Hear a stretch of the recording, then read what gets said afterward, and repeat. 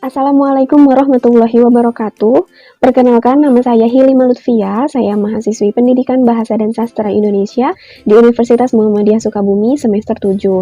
Saya di sini akan mempresentasikan hasil tugas mata kuliah saya, yaitu Pokok dan Tokoh Sastra Indonesia yang diampu oleh Bapak David Setiadi M. Hum. Nah, pada kali ini saya akan membahas pokok pemikiran tokoh sastra perempuan Indonesia, yaitu Di Lestari. Nah, sebelum pada pembahasan pokok pemikirannya, saya akan memberitahu terlebih dahulu biografi singkat Di Lestari. Di Lestari ini memiliki nama asli Dewi Lestari Simangunsong. Lahir pada 20 Januari 1976 dan merupakan anak keempat dari 5 bersaudara.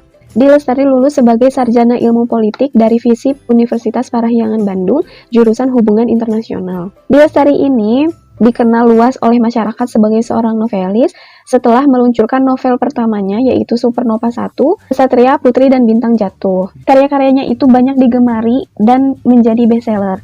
Bahkan karyanya itu banyak diadaptasi ke dalam sebuah film atau layar lebar.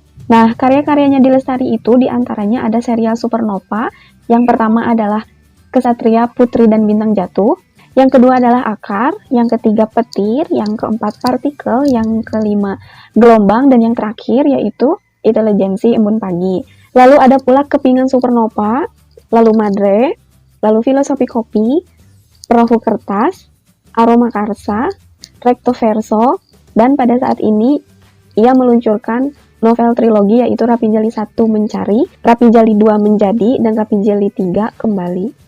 Nah, selain buku-buku fiksi, Di Lestari juga menulis buku yang non-fiksi, salah satunya adalah Di Balik Tirai Aroma Karsa. Nah, selain itu, Di Lestari pun dikenal sebagai seorang musisi. Jadi sebelum menjadi seorang penulis, Di Lestari ini tergabung dalam grup trio RSD Rita Sita Dewi. Nah, trio RSD ini meluncurkan album pertamanya sejak tahun 1995.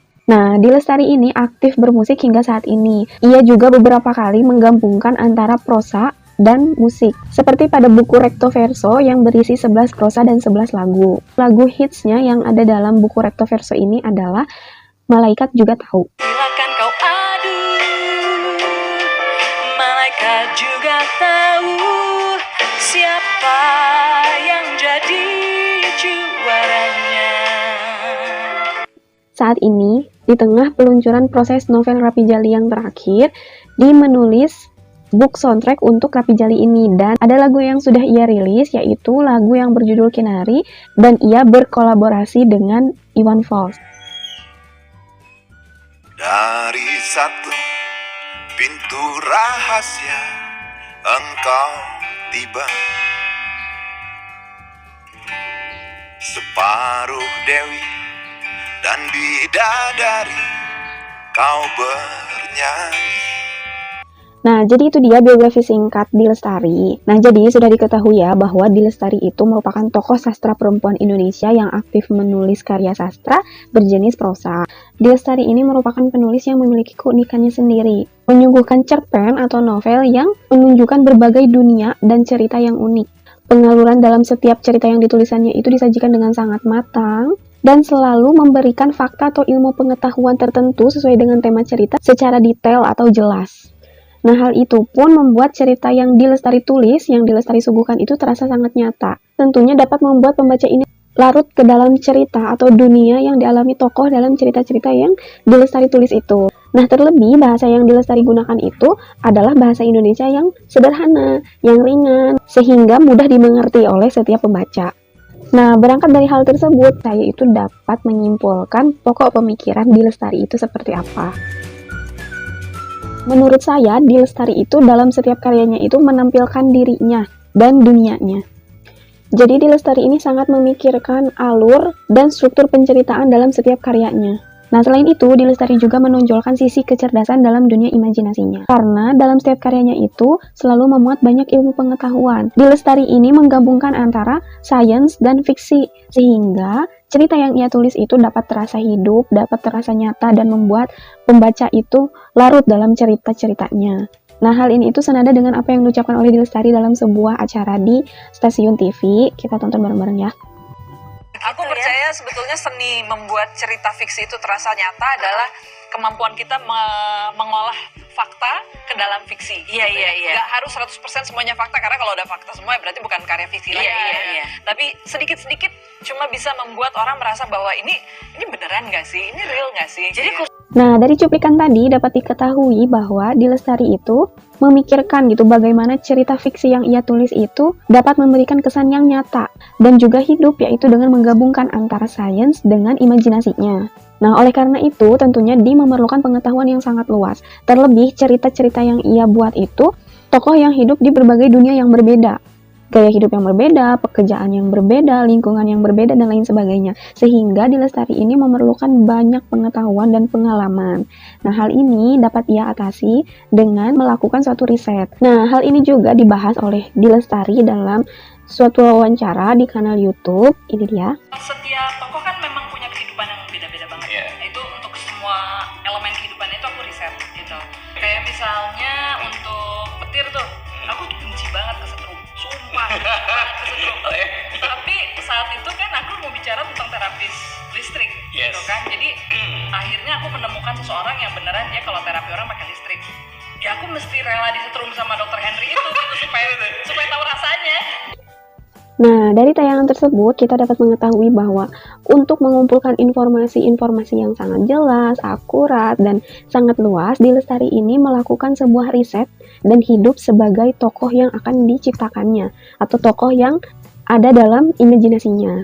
Nah, berdasarkan hal tersebut, kita dapat mengetahui bahwa dia itu sangat memikirkan dan mempersiapkan karyanya itu dengan sangat matang dan utuh. Nah, hal ini pun menyebabkan sisi kecerdasan di Lestari itu menonjol dalam tiap-tiap karyanya. Karena dalam tiap karyanya itu membahas suatu hal itu dengan sangat mendetail, banyak sekali istilah-istilah ilmu pengetahuan yang bahkan menggunakan bahasa Latin, dan lain sebagainya. Nah, karena hal tersebut, di Lestari itu selalu melahirkan karya sastra, menyandang gelar bestseller, membuat para pembaca itu mengetahui betapa cerdasnya di Lestari karena sisi kecerdasannya itu menonjol di setiap karyanya.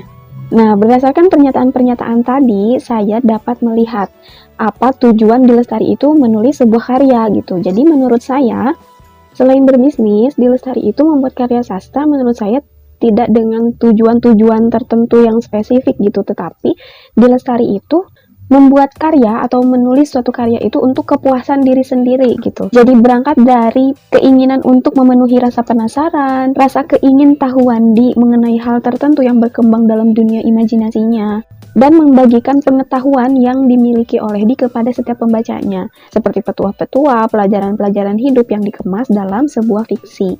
Nah, hal ini pun pernah dikatakan dalam suatu wawancara di suatu stasiun televisi. Ini dia. Bisa dibilang yang mengawal itu semua adalah kegelisahan spiritualku sendiri sebetulnya gitu. Itulah kenapa aku nulis Supernova pertama, dan ketika selesai nulis Supernova pertama aku merasa kayak belum selesai, masih ada yang ingin ku ceritakan, masih ada yang ingin ku eksplorasi gitu.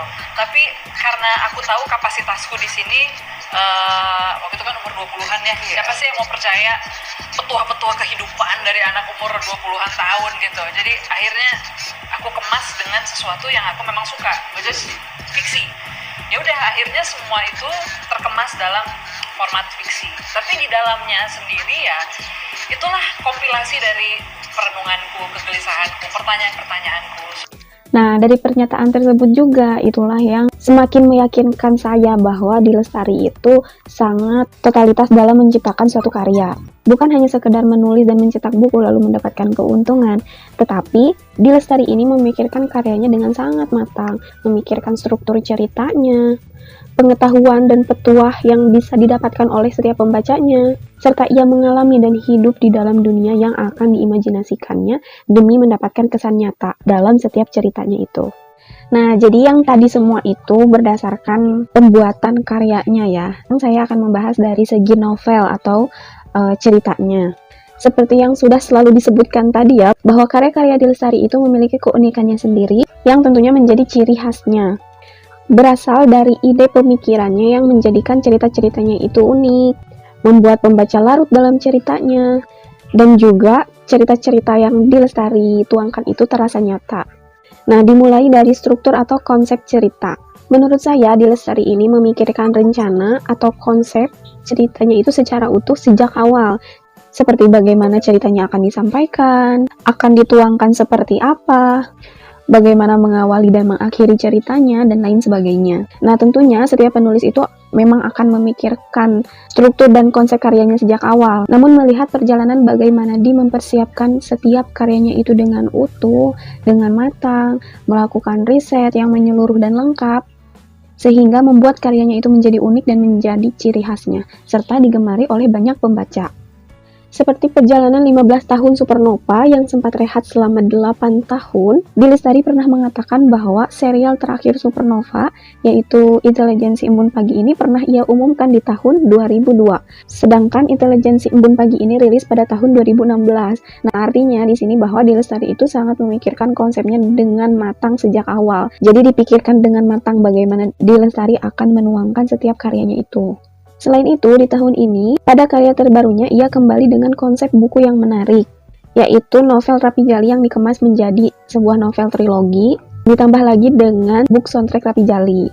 Nah, lalu tadi saya sebutkan di awal bahwa D. Lestari itu menampilkan dirinya dalam setiap karyanya dan menonjolkan sisi kecerdasan dalam setiap karya yang ia ciptakan. Nah, maksudnya seperti apa? Jadi, D. Lestari itu menggabungkan antara imajinasi dan fakta atau science, serta bagaimana ia selalu menjabarkan ilmu pengetahuan dengan sangat jelas dalam setiap karyanya, bahkan sampai menggunakan istilah-istilah Latin atau ilmiah. Nah, hal ini dapat dilihat dari beberapa karya seperti dalam buku Madre yang membahas tentang pembuatan suatu roti. Di situ sangat menjelaskan bagaimana roti itu bisa terbentuk, bagaimana roti itu rasanya bisa renyah, bisa lembut. D. Lestari itu di situ menjelaskan dengan sangat rinci bahan-bahan yang dipakai, lalu penyebab-penyebab dari roti itu bisa renyah apa, bisa lembut apa, dan lain-lainnya. Ada pula dalam buku Filosofi Kopi, di situ D. Lestari menyebutkan banyak sekali jenis kopi yang katanya ada di bar-bar kelas kakap secara detail dan jelas. Ada pula dalam novel Aroma Karsa, di situ D. Lestari sangat detail menjelaskan tentang wewangian. Nah, salah satu penjelasannya akan saya bacakan yang ada dalam novel Aroma Karsa di halaman 282. Cairan dekomposisi keluar dari hidung dan mulut. Belatung mulai menetas dan tampak. Bau penanda makin kuat. Metanetiol, dimetildisulfida, trisulfida, asam heksanoat yang mirip kuminaldehida. Karakter bau sayuran dan sedikit rempah, bawang putih, kol, jintan. Nah, di situ D. Lestari mendeskripsikan wangi dari suatu bangkai busuk yang sudah keluar belatung. Nah, jadi itulah salah satu contoh bagaimana D. Lestari menjelaskan tentang suatu hal yang berkaitan dengan ilmu pengetahuan dengan sangat mendetail di dalam setiap cerita atau karyanya. Jadi dalam setiap membuat novel ini, D. Lestari tidak tanggung-tanggung untuk menjelaskan suatu pengetahuan yang sesuai dengan tema ceritanya. Nah, jadi menurut saya itulah hal-hal yang menjadi pokok pemikiran D. Lestari dalam menciptakan suatu karya sastra yang membuat pembaca itu terkagum akan kecerdasannya dan selalu larut dalam setiap karya D. Lestari yang terasa nyata. Nah, selain itu, yang menjadi pokok pemikiran D. Lestari menurut saya adalah bagaimana D. Lestari itu melakukan pengenalan karakter secara mendalam, baik disampaikan oleh orang pertama maupun orang ketiga. Bahkan dalam novel Aroma Karsa tadi, D. Lestari itu melakukan pengenalan tokoh yang dibuat menjadi satu bab. Jadi satu bab per satu tokoh. Jadi dalam novel Aroma Karsa ini, dia melakukan pengenalan karakter dengan sangat mendalam, sehingga dibuat satu bab itu untuk pengenalan karakter saja. Sehingga hal ini tuh dapat membuat para pembaca memvisualkan tokohnya gitu. Nah, contohnya di dalam karya terbarunya, novel Rapi Jali, sama dengan sebelumnya, D. Lestari juga melakukan pengenalan karakter secara detail. Contohnya di halaman 7, D. Lestari melakukan pengenalan untuk tokoh yang bernama Yuda. Bunyinya seperti ini. Dari fisiknya, Dahlia menaksir usia Yuda sudah lanjut, kepala 7 atau nyaris. Selera Yuda berbusana tampak jauh lebih muda, membungkus tubuhnya yang tinggi kurus. Pria itu memakai kemeja jeans dan celana jeans yang sobek di beberapa tempat. Rambut sebahunya yang seluruhnya sudah putih diurai lepas. Ada bandana merah mencuat di kantong belakang jeansnya, berisian dengan dompet yang terhubung ke tali pinggang oleh seutas rantai. Kemeja yang kancingnya separuh terbuka itu melapisi kaos hitam bertuliskan Led Zeppelin. Kakinya dialasi sepasang Converse kumal. Ketika kali pertama melihat Roman Yuda yang kentara berdarah Kaukasia, Dahlia refleks hendak menyapa dalam bahasa Inggris. Nah, jadi itulah potongan pengenalan karakter yang dilakukan dalam novel Rapi Jali 1 Mencari. Nah, jadi dapat diketahui ya bahwa di Lestari itu di setiap novelnya selalu melakukan pengenalan tokoh atau karakter secara mendalam dan detail. Nah, hal itu selain membuat pembaca dapat memvisualkan tokohnya untuk memvisualkan atau membayangkan tiap detail yang diceritakan. Ketika kita sudah memvisualkan tokohnya, kita juga dapat memvisualkan lingkungannya seperti apa dan keadaannya itu bagaimana. Dan hal ini itu tentunya merupakan salah satu faktor yang mendukung pembaca untuk larut dalam ceritanya. Sehingga untuk membaca novel yang setebal ini atau bahkan setebal ini itu menjadi enjoy dan tidak terasa. Nah, jadi itulah bagaimana Di melakukan pengenalan karakter secara mendalam. Nah, dari kesemuanya yang dipaparkan tadi, hal terakhir yang menurut saya menjadi pokok pemikiran di Lestari itu adalah alur cerita. Karena setiap alur yang dituangkan oleh Di itu tidak tertebak. Setiap bagian-bagiannya itu selalu memberikan kejutan, sehingga hal ini membuat pembaca itu tidak bosan dan mau untuk membacanya sampai akhir. Contohnya dalam novel Perahu Kertas, pembaca dihadapkan dengan alur cerita yang naik turun tentang bagaimana konflik di dalamnya yang pasang surut, sehingga ketika kita membacanya itu memungkinkan untuk tidak bisa menebak akhirnya akan seperti apa. Selain itu ada pula alur yang memutar atau plot twist dalam novel Aroma Karsa. Nah, jadi itu dia pokok pemikiran di Lestari yang dapat saya simpulkan atau yang dapat saya analisis berbekal dari membaca karyanya dan melihat dari beberapa artikel serta interview atau wawancara yang di Lestari lakukan. Semoga apa yang saya sampaikan dapat bermanfaat. Apabila ada kekurangan atau kekeliruan, mohon dimaafkan. Jangan lupa untuk membaca, karena dari membaca kita akan mendapatkan banyak manfaat.